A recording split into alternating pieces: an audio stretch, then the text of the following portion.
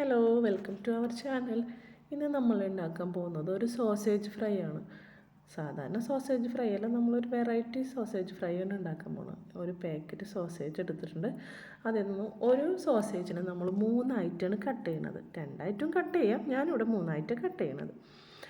അപ്പോൾ 3ആയിട്ട് ഒരു sausage cut ചെയ്യുക. അതിൽ നിന്ന് ഒരു പീസ് എടുക്കുക. ഒരു പീസ് എടുത്തിട്ട് നമ്മൾ വീണ്ടും അതിനെ ഇതുപോലെ കട്ട് ചെയ്യണം. ഫുള്ള് കട്ട് ചെയ്യാണ്ട് ഒരു കാൽ ഭാഗം കട്ട് ചെയ്യാതെ നിർത്തിയിട്ട് നമ്മൾ ഇതിങ്ങനെ കട്ട് ചെയ്തെടുത്തതിന് ശേഷം വീണ്ടും നമ്മൾ ക്രോസായിട്ട് കട്ട് ചെയ്യണം. അപ്പോൾ ഇതുപോലൊരു ഷേപ്പിലാണ് വരിക.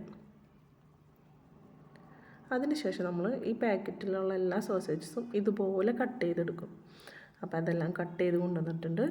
ഇനി നമുക്ക് ഒരു പാത്രം എടുത്തിട്ട് അതിലേക്ക് കുറച്ച് മഞ്ഞൾപ്പൊടി, കുറച്ച് കാശ്മീരി ചില്ലിപ്പൊടി എടുക്കാം,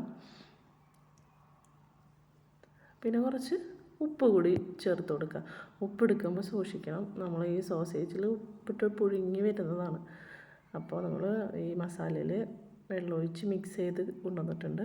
എന്നിട്ട് നമ്മൾ കട്ട് ചെയ്തെടുത്ത എല്ലാ സോസേജും ഈ മസാല തേച്ച് കൊടുക്കുക. കൈവച്ച് തന്നെ നന്നായിട്ട് മിക്സ് ചെയ്യുക. അപ്പോഴേ നമ്മൾ കട്ട് ചെയ്തതിൻ്റെ ഉള്ളിലേക്കൊക്കെ നന്നായിട്ട് മസാല പിടിക്കുള്ളൂ. നന്നായിട്ട് മിക്സ് ചെയ്തതിന് ശേഷം വേണമെങ്കിൽ നമുക്ക് കുറച്ച് സമയം റെസ്റ്റ് ചെയ്യാൻ വയ്ക്കാം. ഞാനിവിടെ 10 മിനിറ്റ് റെസ്റ്റ് ചെയ്യാൻ വെച്ചതിന് ശേഷമാണ് എടുത്തിട്ടുള്ളത്. ചൂടായ എണ്ണയിലേക്ക് നമ്മൾ മിക്സ് ചെയ്ത് വെച്ചിരിക്കുന്ന സോസേജസൊക്കെ ഇട്ട് കൊടുക്കുകയാണ്.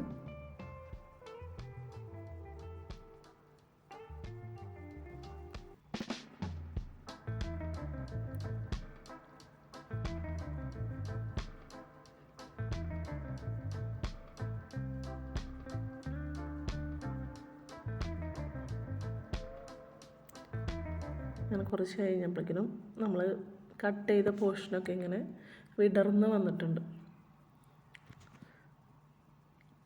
അപ്പം നന്നായിട്ട് ഇളക്കി കൊടുക്കുന്നുണ്ട്. ഞാൻ ഇടയ്ക്കൊന്ന് ഇളക്കുമ്പോൾ സൂക്ഷിച്ച് ഇളക്കുക. കാരണം നമ്മൾ കട്ട് ചെയ്ത് വെച്ചിരിക്കുന്ന കുറച്ച് കട്ട് ചെയ്യാതെ വെച്ചിരിക്കുന്ന അത് വിട്ടു പോരാൻ ചാൻസ് ഉണ്ട്. അപ്പോൾ അതിൻ്റെ പേരിൽ നമ്മൾ സൂക്ഷിച്ചിട്ട് ഇളക്കി കൊടുക്കുക. അതിനിടയിൽ ഞാനിവിടെ ഒരു പാനിൽ ഈ ഫ്രൈ ചെയ്ത് വെച്ചിരുന്ന എണ്ണ തന്നെ കുറച്ച് ഒഴിച്ചു കൊടുക്കുന്നുണ്ട്. നമുക്കൊരു സോസ് ഉണ്ടാക്കാൻ വേണ്ടിയിട്ടാണ്. ഇഞ്ചി വെളുത്തുള്ളി നന്നായിട്ട് ചോപ്പ് ചെയ്തത് ഇട്ട് കൊടുക്കുകയാണ്. അതിനിടയിൽ നമുക്ക് സെക്കൻഡ് ബാച്ച് നമ്മളത് ഫ്രൈ ആയി വന്നിട്ടുണ്ട്.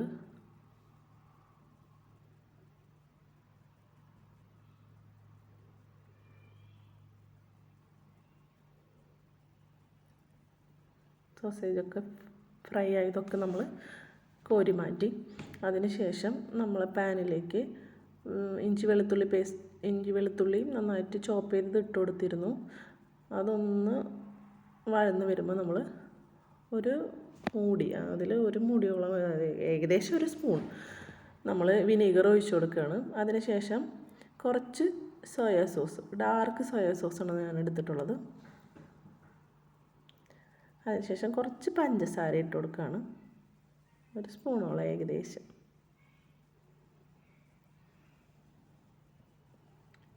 നന്നായിട്ട് ഒന്ന് ഇളക്കി കൊടുക്കുക.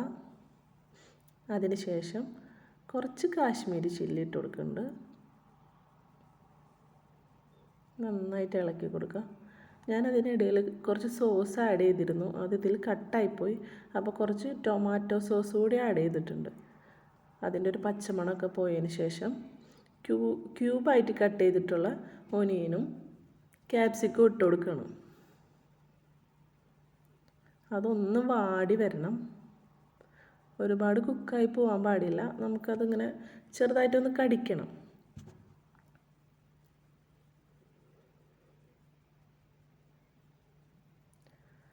അപ്പോൾ അതൊക്കെ ഒന്ന് ഒരു 2 മിനിറ്റോളം അതൊന്ന്, 2 മിനിറ്റ് വേണ്ടി വരില്ല, എന്നാലും ഒരു 1.5 അത്ര സമയം അതൊന്ന് കുക്ക് ചെയ്തതിന് ശേഷം ഞാൻ കുറച്ച് ഒറിഗാനോണ് ഇട്ട് കൊടുക്കുന്നത്. ഓപ്ഷണലാണ്, എൻ്റെ കയ്യിലുള്ളത് കൊണ്ട് ഞാനത് ചേർക്കുമ്പോൾ കുറച്ചും കൂടി ടേസ്റ്റ് ഉണ്ടാവും. അതിന് ശേഷം നമ്മൾ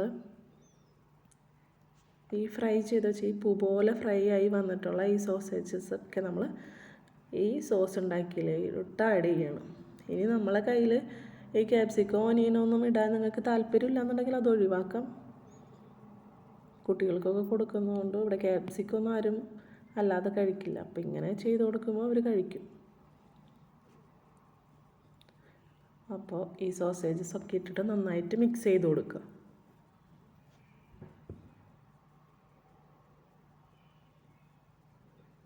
അപ്പോൾ നന്നായിട്ട് മിക്സ് ചെയ്തതിന് ശേഷം ഒന്ന് ഗാർണിഷ് ചെയ്യാൻ വേണ്ടിയിട്ട് ഞാനിവിടെ സ്പ്രിംഗ് ഓനിയൻ ഇട്ട് കൊടുക്കുന്നത്. ഒരു ഭംഗിക്ക് വേണ്ടിയിട്ട് ഇട്ടെന്ന് മാത്രമേ ഉള്ളൂ.